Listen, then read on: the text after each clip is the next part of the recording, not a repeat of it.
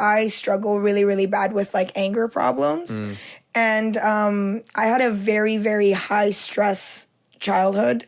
Okay. And like, you know, like very abusive, like worse than anything like anyone could imagine.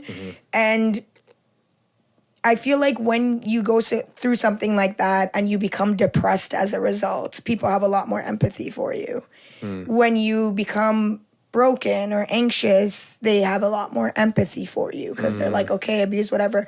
But when your abuse or your trauma results in anger issues, people don't have as much empathy for you. And I feel like it's so funny that it just so happened that my guest today is talking about, like, you know, when you get stressed, you revert to your, you know, like to your pre-training state. Your base level, yeah. And I hate that, and that's something that I'm really struggling with, to be honest, because like I've calmed down a lot, and I found ways of like staying level-headed and whatever. But it's like it's so hard for me, and I don't know if you have anything to say about this, or maybe this is something that's too specific to me, but it's different when you are conscious and you start to make a bad decision, say the wrong thing, or you know, even get a little bit outside of yourself, you can ground yourself again. But when you have the type of anger issues that I do, where it's not like just like I'm angry, it's like it's trauma on top of trauma that triggers one thing, that triggers another thing, and now I don't even know why I'm mad, and whoever's standing in front of me is the enemy, and I just want everybody to get away from me. It's like I'm not myself. I don't know how to ground myself back to being who I am supposed to be.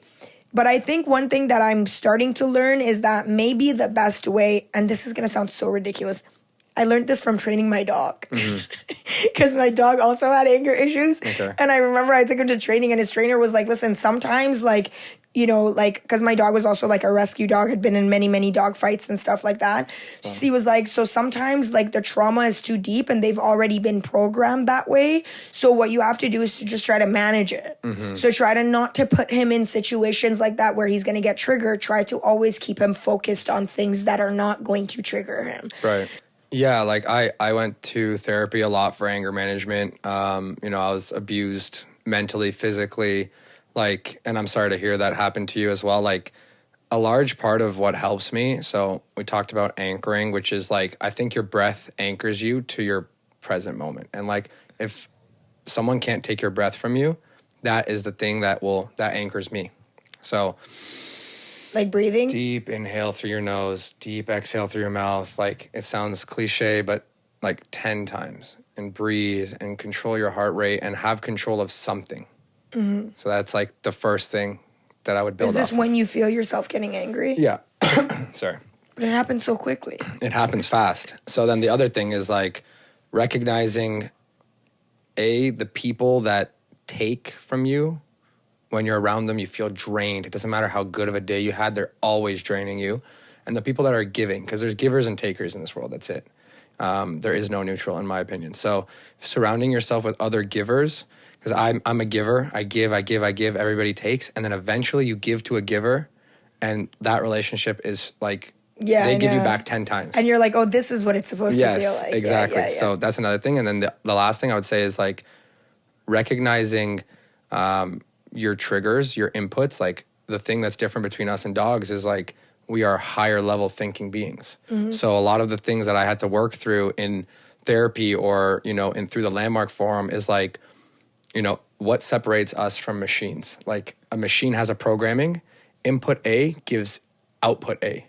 So I had things with my family where someone would say a mom joke or a dad joke when I was a kid, I would pop off right away. It was instantly a fight, not even talking, just straight to fighting. Like, and there was no time for deep breaths. There was no time for any of that stuff. It just instantly went there. So then I had to realize, okay, why is it that when they make comments about my dad or my mom that I feel like this outcome comes about, right? And then I realized that I'm a slave to everybody because you control me.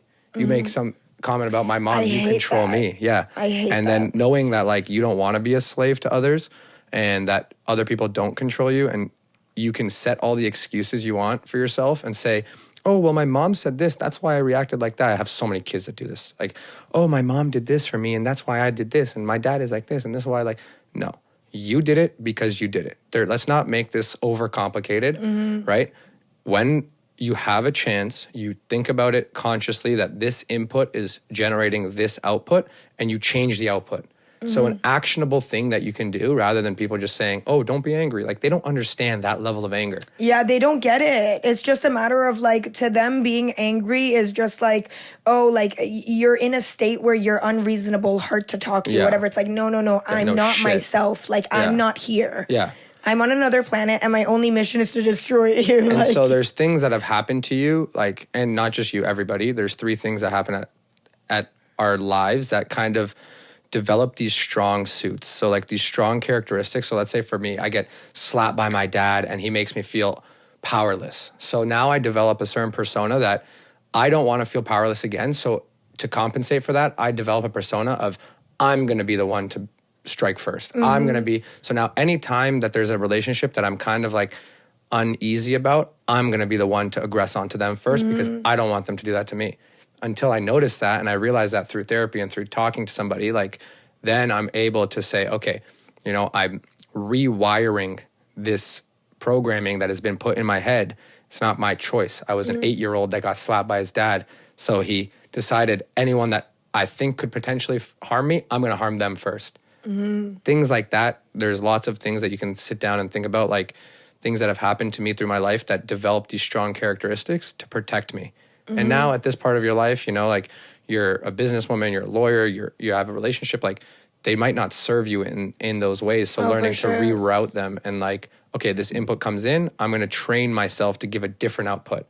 So I wouldn't completely, like, devoid yourself of, like, stress. I would do it in controlled ways that, you know, like, okay, I'm purposely today going out in a very crowded place that I don't like to be in, and I'm going to purposely put myself in certain situations so that I could practice the habits that I worked on for the last 2 weeks. My best friend is my best friend, and I've always told him this, because no matter what state I've been in, he sees, like, the best in me. And because of that, he grounds me. If I'm around people who, when I get angry, they're like, oh my God, like, she's a monster. Now I'm like, because my anger is never coming from a place of actually being angry or wanting to hurt anyone. It comes from a place of hurt. Yes. Sadness. So then when that does come out, because I'm hurt, and the response that I get is, oh my God, she's a monster, now I'm more hurt. The people who are gracious enough and who love you enough to do that for you are the people who help you find yourself. Yeah. You know what I mean? The people that are like, it's okay. Like, like, one thing, like, my best friend always says, he's like, I just want you to know, I don't take it personally. Exactly, yeah. And when he says that, it literally makes me completely relaxed.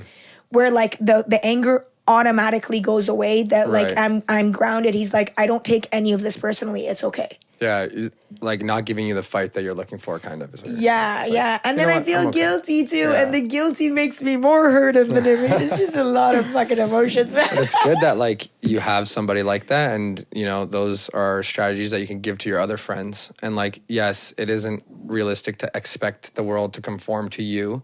But to a certain degree, like, you know, you control your world around you. Like, people that take from you, just don't surround yourself with them. And, like, for me, I had to really, really limit the amount of people I was, like, associating myself with, to control my anger first, and then exactly. That's what I'm saying. Yeah.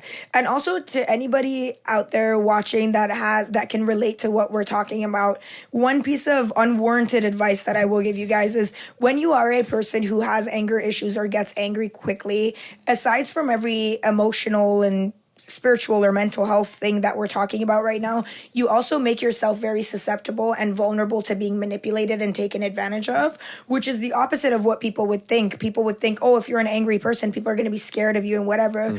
I noticed that when I was in that, like, really angry phase, the people who were not good people and that did not have good intentions for me used this in a way to paint me out to be the bad guy, so that they could get what they want in any given situation. So if it was a matter of they wanted something and somebody stood up for me, it was like, no, you don't understand. Like, she's like this and she's like that and whatever. And because I would get angry, lose control, and reinforce this idea, I was always becoming the bad guy in every narrative. So my advice to people while you're working on it, same thing that we're talking about, is be very selective about who you surround yourself with. Make sure the people that you're surrounded by are people that do not want to trigger you, are people that understand you and have empathy and compassion for you, and stay away from people that want to take advantage of this hurt and this anger that you have to further their own agenda. So be very picky about the people you surround yourself with, and just keep doing the work that Rouzbeh was talking about, because it helped me. No, this stuff is like huge. I could talk about this all day. Like I've changed anger to aggression, right? Like I need aggression, decisiveness and like fast acting. Like, anger is something that I can't afford to have anymore, especially as like a brown, like we're Persian, Middle Eastern, like the same anger that I'll have and I'll react a certain way if a white guy does it, it's fine.